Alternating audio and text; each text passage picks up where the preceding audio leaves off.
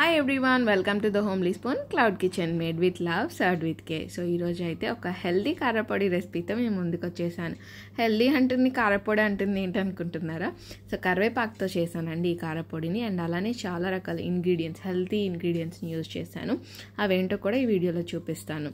And ఈ కారపొడి అన్నంలోకి, దోశలోకి, ఇడ్లీలోకి చాలా బాగుంటుంది. రోజు డైలీ లంచ్లో ఒక్క స్పూన్ నెయ్యితో ఈ ఒక్క ముద్ద తిని చూడండి, హెల్త్ చాలా ఇంప్రూవ్ అవుతుంది అనమాట. సో ఫస్ట్ అయితే 2 కట్టల కరివేపాకు తీసుకున్నాను. ఇది కడిగేసి ఆరబెట్టుకున్నాను. ఆరిన తర్వాతే ప్రాసెస్ స్టార్ట్ చేయాలి. సో ఆరిపోయింది కదా. అండ్ నెక్స్ట్ నేను ఇక్కడ స్క్రీన్ మీద చూపిస్తున్న ఇంగ్రీడియంట్స్ తీసుకున్నానండి. ధనియాలు, మినపప్పు, జీలకర్ర, వెల్లుల్లి, ఎండుమిర్చి.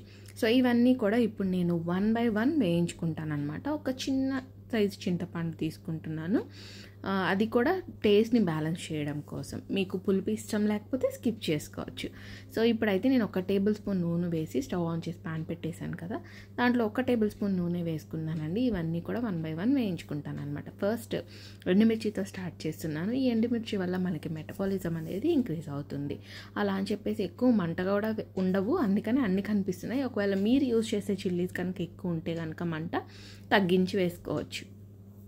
సో అలా వేగిన తర్వాత పక్కన పెట్టేసుకోవాలి. అండ్ ఆ తర్వాత ఇప్పుడు 1 by 1 ధనియాలు, మినపప్పు, జీలకర్ర, వెల్లుల్లి అన్నీ కూడా వేయించుకుంటాను అనమాట. కరివేపాకు కూడా.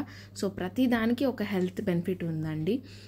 కర్రీ లీవ్స్కి వచ్చేసి, అంటే కరివేపాకు వచ్చేసి హెయిర్ డైజెషన్ ప్రాబ్లమ్స్, ఒకవేళ ఐరన్ లోపం ఎవరికైనా ఉన్నా కూడా దానికోసం పనికొస్తుంది. అట్లనే గార్లిక్ వచ్చేసి మన ఇమ్యూనిటీని బూస్ట్ చేస్తుంది. రెడ్ చిల్లీస్ మెటబాలిజం ఇంక్రీజ్ చేస్తుందని చెప్పాను కదా. అండ్ అట్లనే ధనియాలు మన డైజెషన్కి బాగా పనికొస్తుంది.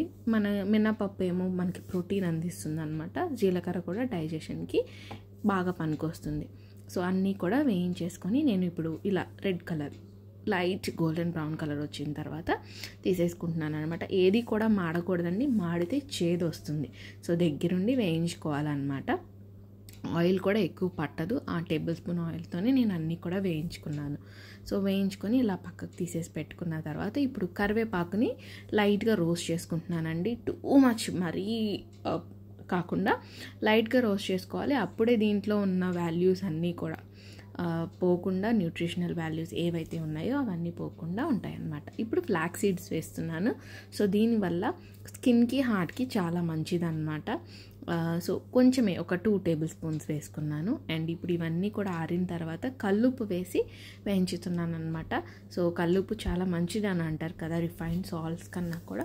సో అందుకని నేను కల్లుప్పు వేస్తున్నానండి. నలగడం కూడా చాలా బాగా నలుగుతుంది. చూసారా ఎంత బాగా పొడి పొడిలాడుతూ వచ్చేసిందో టేస్టీ కరివేపాకు కారపొడి.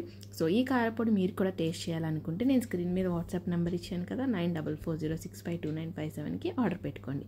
థ్యాంక్స్ ఫర్ వాచింగ్ అండి. Please like, share and subscribe.